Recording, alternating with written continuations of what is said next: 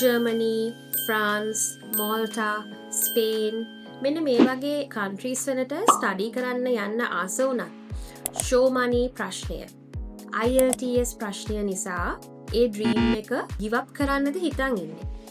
ගිවප් කරන්න එපා මොකද අද අපි ඔයාට කියල දෙන්න යන්නේ මෙන්න මේ ඩ්‍රීම් එක අචීව් කරන්න පුළුවන් ප්ලෑන් B එක. මෙන්න මේ ප්ලෑන් B එක තමයි ගොඩක් ස්ටුඩන්ස්ලා දැන් තෝරගෙන ඉන්න පාත්වේ එක තමයි ඩුබායි වල ස්ටඩීස් කරන්න.